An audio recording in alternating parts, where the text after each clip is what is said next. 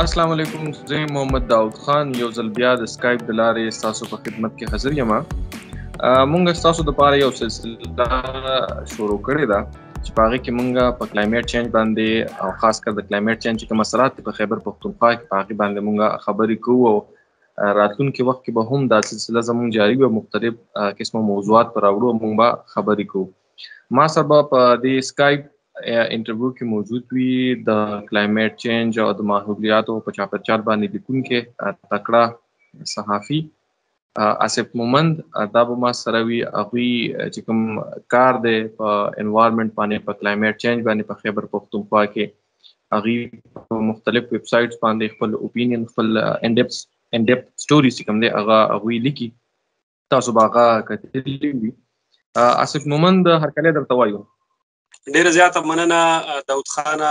د سکایپ د لارې رابللو او دغه سلسلې پیل کولو چې کوم کې به مونږ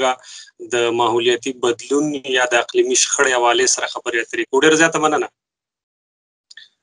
آصف که دا راته ووایې چې آی پی سی سی د هغې ریپورټ هم راغلی دی کوپ 26 د کلایمیټ چینج د یو این غټ کانفرنس هم په نومبر کې شروع کېدونکی دی په یو کې ګلاسکو کې. په کلایمیټ چینج باندې هر کال ډېر زیاتې خبرې کېږي. په یو این جنرال اسمبلی کې هم په دې باندې خبرې شوي دي او اکثر زموږ چې د کلایمیټ چینج منسټري ده یا چې کوم د وزیر اعظم په معاون خصوصي دی په کلایمیټ چینج باندې هغوی هم بیانونه ورکوي. خو چې کوم ریپورټ د آی پی سی سی راغلی دی هغه ډېر زیات بوږنونکی دی، ډېر زیات خطرناک دی، خاص کر د پاکستان دپاره، د دې ریجن دپاره، د ساوث ایشیا دپاره، خاص کر بیا زموږ د صوبې دپاره. اول خو راته دا ووایي چې هغه ریپورټ په ډېر زیات اوږد دی. د هغې مرکزي خیال یا خلاصه کو راته تاسو بیان کړئ چې یاره په دغه ریپورټ کې څه دي، څه قسمه تریټس دي پکې زموږ دپاره. ډیره زیاته مننه. داود جان، ریپورټ چې کوم دی د آی پی سی سی دا شپږم اسسمنټ ریپورټ دی. انټر ګورنمنټل پینل آن کلایمیټ چینج چې کوم دی دا د اقوام متحده د چاپیریال دپاره او خاص کر د تودوخې ناپ کولو یا په هغې باندې د نظر ساتلو دپاره یو ځانګړې اداره ده آی پی سی سی. دې 5 ریپورټونه دې نه وړاندې مخکې راغلي دي. دا اوس چې په 9 اګست باندې کوم پبلش شوی دی نو دا شپږم اسسمنټ ریپورټ دی. دا به په 2020 کې پبلش کېدو خو چونکې د کووډ 19 د وجې ډېرې هلې ځلې متاثره شوي نو دغه ریپورټ هم لیټ شو. آی پی سی سی چې دا کوم ریپورټ دی څنګه چې تا خبره وکړه چې دا ډېر زیات بوږنونکی دی. د نورو ریپورټونو نه دا ریپورټ چې کوم دی ډېر زیات بوږنونکی دی. دې کې په اولني ځل باندې د دنیا د 100 نه سیوا ساینټسټ چې کوم دي هغې او نور په چاپیریال ایکسپرټ او داسې ډېر خلک او هغه ډېرې ادارې په دې ریپورټ کې خپل انپوټ ورکوي. نو هغې په اولني ځل باندې یو ډېر جامع فیکټس دنیا ته راوړل. لکه په یو فیکټ دا دی چې په 13 کالو کې ټمپریچر یا تودوخه دومره په تیزۍ سره سیوا کیږي چې هغه په 2000 کالو کې د هغې مثال چې کوم دی هغه مونږ نشو موندلی. بل په دې کې بیا ایریاز هم سپیسیفیک ایریاز چې کوم دي هغه پکې ډیفاین کړي دي. لکه په پاکستان ساوث ریجن چې کوم دی کوه همالیا باندې چې کوم دی د دې نه مخکې د ایویډنس نو په غرونو باندې چې کومه واوره ده هغه ویلي کېدل شروع شوي دي. او بیا که سخت کال موږ وګورو نو سیلابونه په دنیا کې ډېر زیات راغلي دي. لکه اورونو ته موږ صرف وګورو په ترکیې کې، په برازیل کې، په افریقا کې او دغه شان په پاکستان په بونیر کې هم اورونه چې کوم دي په غرونو باندې په ځنګلونو باندې اورونه لګېدلي دي.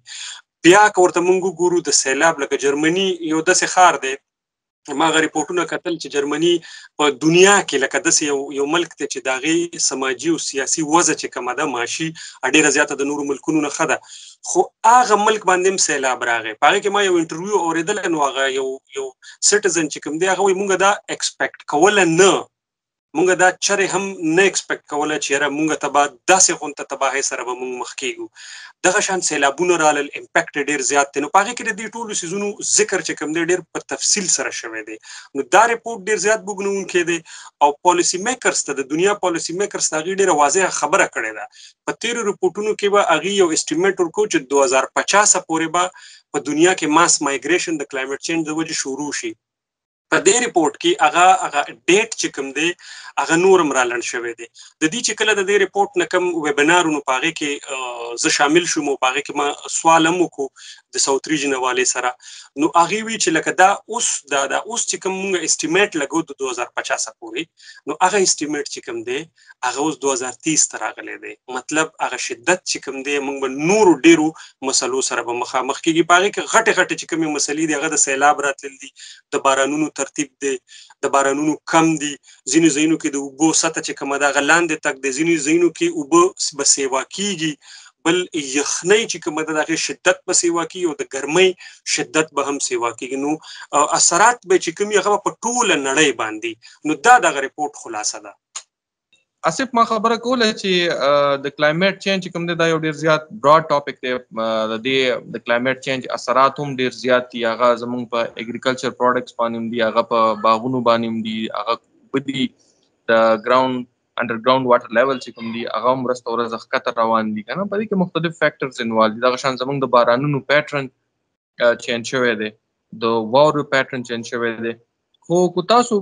خپل نظر راته دا وایي چې را په خیبر پختونخوا کې د کلایمټ چینج چې کوم غټ اثرات دي هغه څه دي ما چې کوم سټوریز کړی دي کنه چونکه دا مسله چې کومه څنګه چې تاسو یو ډیپ مسله ده نو یو ډیر چور نظر هم ورته پوهړي خو چې مونږ کوم سټوریز کړی دي دغه په بنیاد په خبره کوو د کلایمټ چینج بنیادی اثر چې کوم دی د جان هغه په زموږ په زرعي معیشت باندې پروته دی لکه سخت کال چې کوم دی اکورډینګ ټو میټرولوژیکل خیبر پختونخوا میټرولوژیکل ډپارټمنټ بارانونه ډیر زیات کم شوي دي زه تاسو د ساوث ریجن خبره وکم زما داسې د باغونو کسانو سره خبرې وکړلې چې د غي د امرودو باغ چې کوم دی هغه په مکمله توګه وچ شوی دی دغه وجه څه ده چې په یخنۍ جنوري فروری کې د خیبر پختونخوا میټرولوژیکل ډپارټمنټ وی چې د پاکستان په 62 سال تاریخ کې په 2 میاشتو کې کم بارانونه وشو اوس دغه یخنۍ چې کومه و د ډیر زیاته سپوره یخنۍ و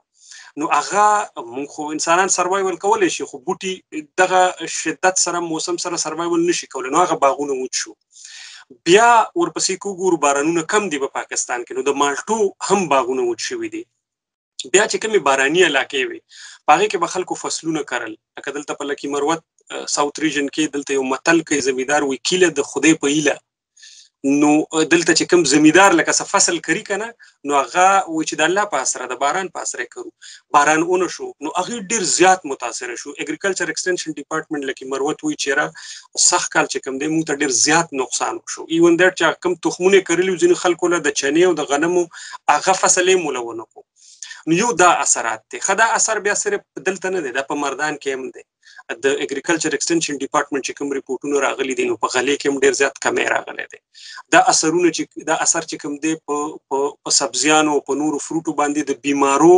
هم اثر شوی دی نو ظاهره خبره ده چې هیلدی فوډ چې کوم دی هغه نه دی ملاو شوی نو په زرعي معیشت یو بنیادی اثر پرېوتی دی بل تاسو خبره وکړله د واټر ټیبل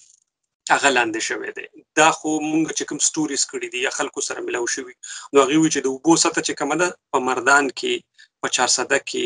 په ضلع کې مروت کې په دغه علاقو کې چې ما کوم تاسو نه کړی واټر ټیبل چې کوم دی هغه لاندې تللی دی ځکه چې بارانونه نه شي نو دا خو بارانونه چې کوم دي نو دغه ټیبل خیرازه کوي نو هغه اوبه لاندې تللی دی دا یو غټ بنیادی فیکټر دی بل دا دلته مونږ یو سیز اګنور کو په وایلډ لایف باندې ډیر زیات اثر شوی دی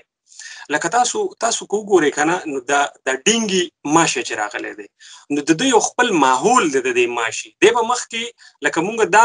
دام زمونږ تجربه شو چې مونږ په دسمبر کې ماشي ولیدل مونږ خپل ماشومان په دسمبر کې د ماشونه بچ کو چې دا امپوسیبل خبره و نو دته چې هغه ټمپریچر ملاو شو نو هغه ماشه چې کوم دی هغه پکې گروث وکړو نو تاسو وګورئ خیبر پختونخوا د ډینګي سره مخامخ ده دغه شان د مختلفو سپیشیز چې کوم دي کوم لوکل سپیشیز هغه ختم شو نوی سپیشیز راغلل نو هغه هم نقصان ورکوم یو ستوري کړي او پارتینیم یو سپیشي راغلی دا هغه الرجی کاست کوي طرف ته بیا په چرته خبر وکړو خو لکه دا ځان له جدا ټاپک دی خو لکه په دې باندې ډیر زیات اثرات راغلي دي بل ګرمۍ شدت دومره سیما شوی دی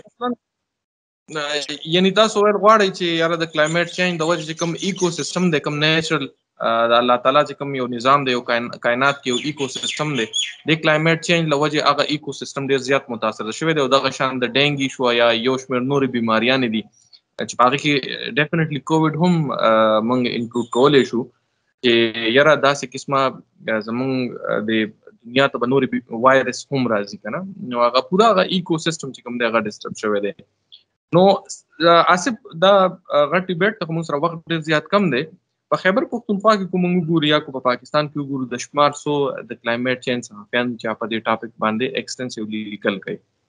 په خیبر پښتونخوا کې تاسو لیکل کوي د غشان کراچۍ کې یو سودی لاهور او اسلام آباد کې دا بیټ چې کوم دی په جرنالیزم کې او په میډیا کې دا بیټ څوک دونه سیریس نه لي، څوک په تراته کوم نه غواړي. په پاکستان کې انفارچونیټلی چې کوم پولیټیکل خبرونه دي دا هغه ډیر زیات ویلیو هغه ته ډیر زیات کوریج ورکړي. ظاهر خبره ده ډیموکراسي کې پولیټیکل خبرونه هغه ته کوریج ورکول دا هم حصہ ده. هم کلایمیټ چې دا یو سیریس مسله ده میډیا کې سپیشلی کې په نیوز رومز کې د سپیسیفیک ریپورټر یا سپیسیفیک بیټ نیوی چې داغه باقاعده په دې باندې ایکسپرټیز وي د باره کې تاسو وایي. دا بالکل ډیره زیاته بنیادی خبره تاسو وکړه. زه خپل لکه مونږ ګورو ملګری کنه تاسو سره زه په رابطه کې بل سره چیرې مونږ ته ډیټا ملو شي. یو خو په کلایمیټ چینج باندې صحافي ته ډیره زیاته ګرانه ده داود جان، صحافي ته ګرانه دا چې یو خو ډیټا موجود نه ده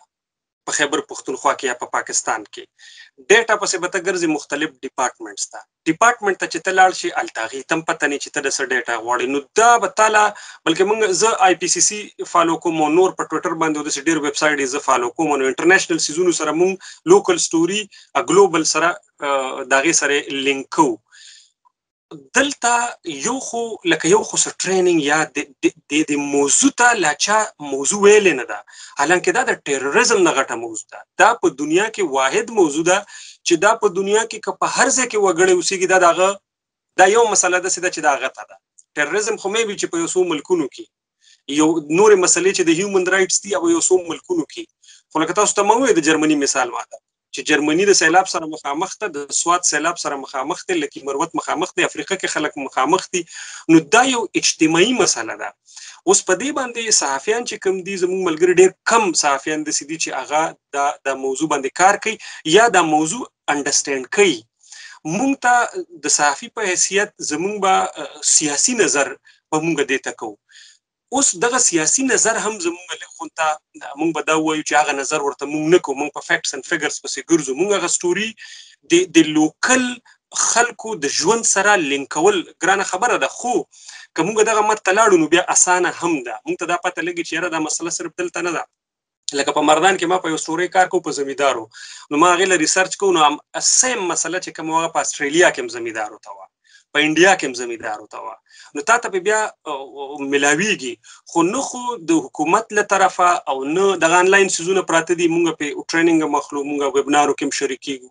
نو دغه څه فایده راکوي. د حکومت د طرفه هم دې موضوع ته څه توجه نشته دی او بل صحافیان هم پکې انټرست لا نه اخلي. حالانکه لکه زه د خپل زما رای دا ده چې we are facing the worst climate crisis in خیبر پښتونخوا. که ته غرونو ته لاړ شې، تا په خپله په کورم کې بله ورځ موږ خبره کوله چې په کورم کې په غرونو واوره نه ده شوې، په دیر کې چیني وچې شوي دي. نو دا خو موږ ګورو صحافیان لږ غونته دا مسله چې کومه ده دا له موږ انډرسټینډ کوو نه. دا یو ډېره ډیپ مسله ده، دا ډېره ژوره مسله ده، دا یو سیاسي مسله ده، ته په سیاسي نظر ګورو. نو دا ستا خبره صحیح ده چې دې ته رجحان چې کوم دی هغه کم دی. لا صحیح. ډیره مننه آصف، تاسو خپل رائے مونږ ته شریک کړئ په کلایمیټ چینج حواله سره. تاسو کوم ایکسپرټیز دي، کوم ریسنټلی تاسو کوم ریپورت ذکر وکړو د خیبر پښتونخوا کې د کلایمیټ چینج څه اثرات کیدای شي او په میډیا کې دا مسله څونه سنجیدګۍ سره دا اغستل پکار ده، په دې باندې تاسو خبرې وکړئ. راتلونکي دغه شان د سکایپ د لارې به د کلایمیټ چینج مختلف موضوعات مونږ چیړو چې په هغې کې اوبه، فصلونه، د دې اثرات په دې باندې به خبرې وکړو. ډیره مننه آصف. ډیره زیاته مننه او دغه سلسله له به دوام ورکو. تاسو هم ډیره زیاته مننه. دا تاسو یو کوشش دی او هڅه به کوو چې زموږ تر خپله چې موږ کوم سټوریز کړي یا څه وینو هغه اوریدونکو ته او کتونکو ته راوړو او په کلایمیټ باندې دغه زموږ چې کوم کاوش دی دا کار چې کوم دی دا دوام عمومي. ډیره زیاته مننه داود. چالو سه زمونږه 15 منټه وخت دیته ډیډیکیټ کړو، هغه زمونږ وخت مونږ سره کمه او د ټاپک ډیر زیات وګت په دې کې براتون کې وخت مونږه خبرې کوو. محمد داود خان له اجازه ورکړئ. تدبیر الله پامان.